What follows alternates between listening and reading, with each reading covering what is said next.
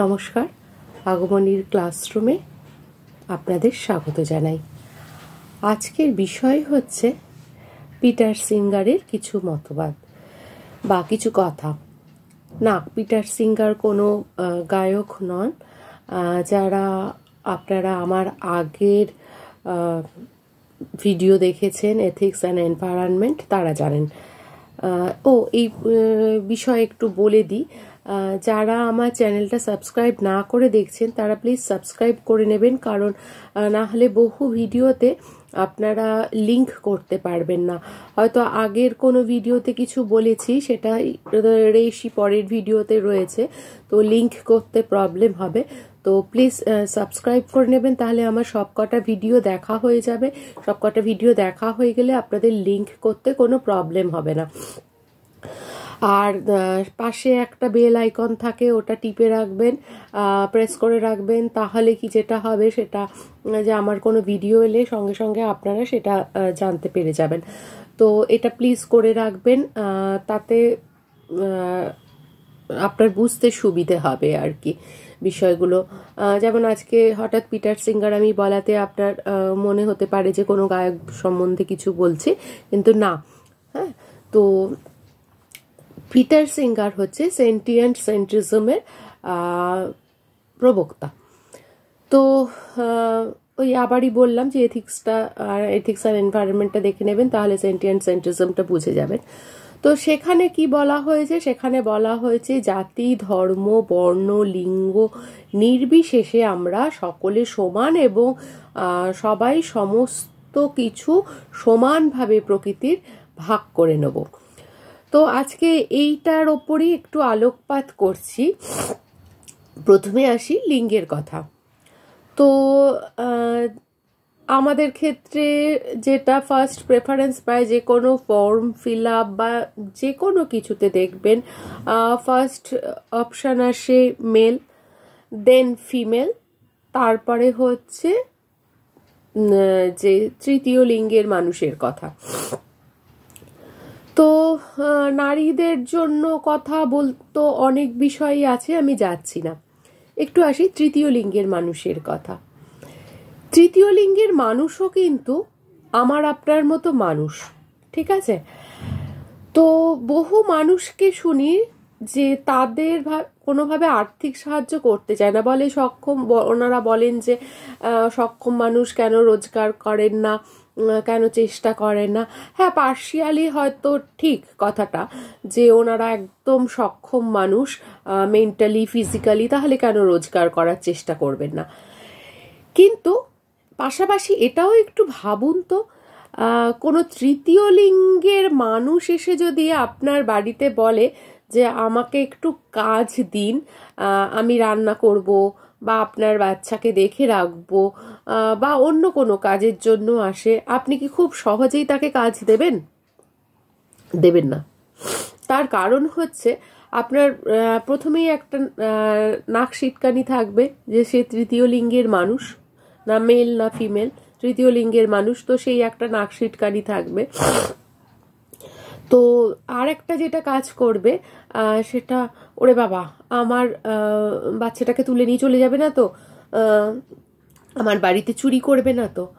কিন্তু একটু ভেবে দেখুন, যারা এমনি মহিলারা কাজ করেন তারা কি অনেক সময় আমাদের বাড়ি থেকে কিছু না বলে নিয়ে যান না? হ্যাঁ, মাফ করবেন, আমি কোনো মানে এটা কাউকে নির্দিষ্ট করে বলছি না, মানে এমনি ইন জেনারেল আলোচনা করছি, আপনাদের সাথে আমার মনের ভাবটা শেয়ার করছি। তো তারা কি করেন না? তারা কি বাচ্চা চুরি করেন না?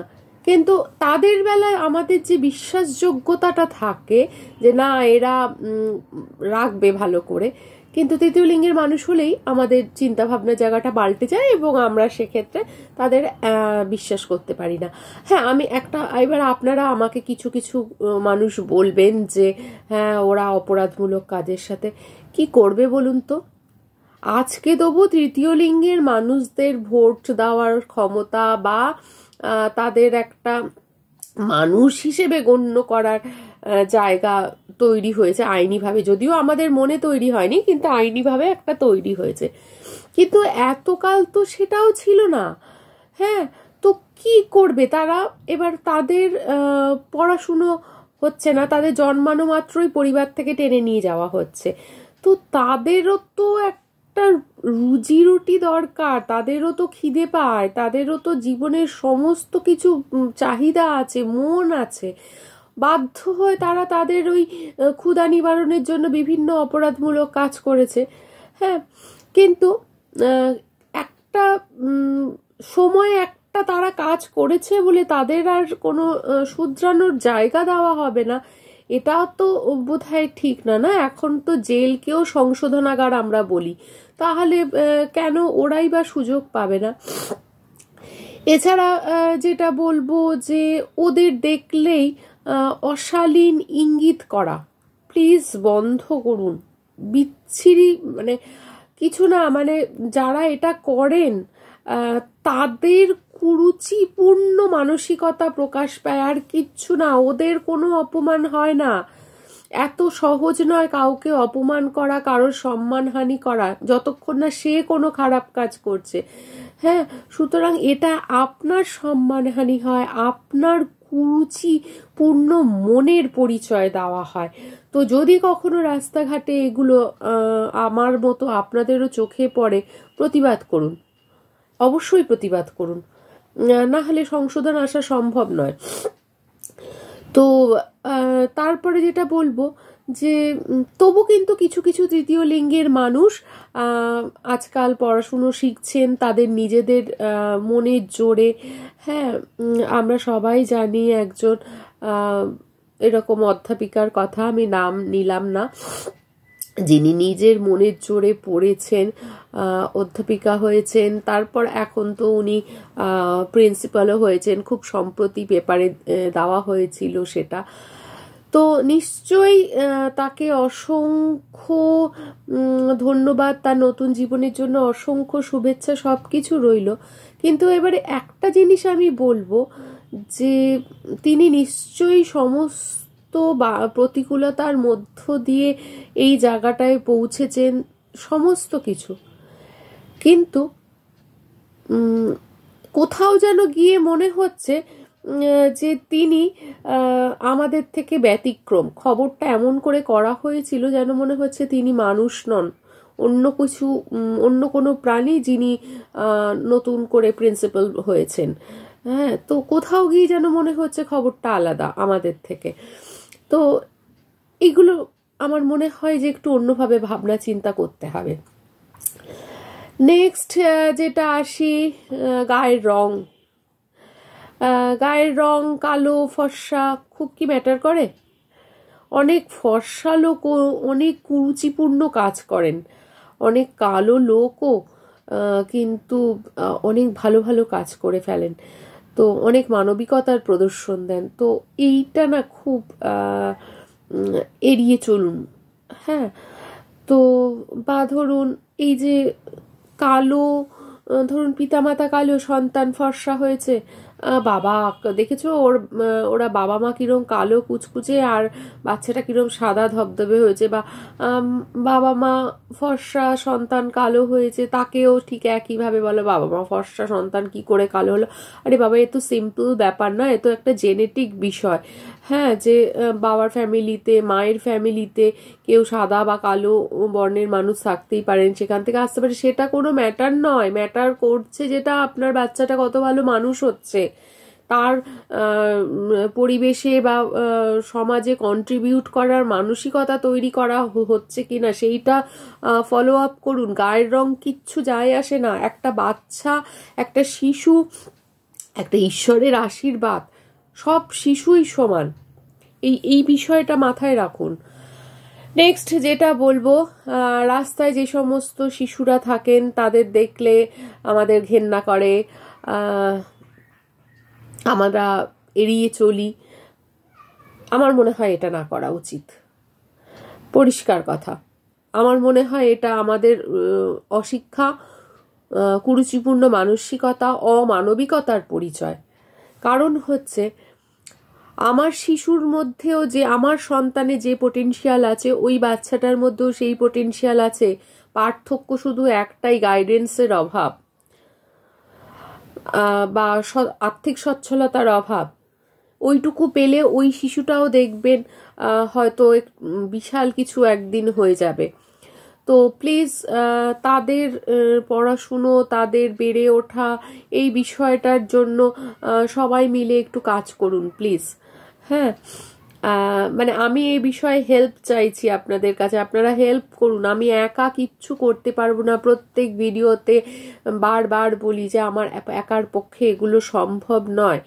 হ্যাঁ, তো এগুলো করুন।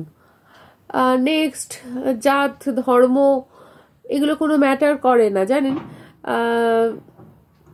কোনো না, মানে আপনি যদি এগুলোর বাইরে বেরিয়ে এসে সম্পর্ক করতে পারেন তাহলে অনেক অনেক সুন্দর সম্পর্কের সম্মুখীন আপনি হতে পারবেন, তাদের এসেন্স আপনি পাবেন।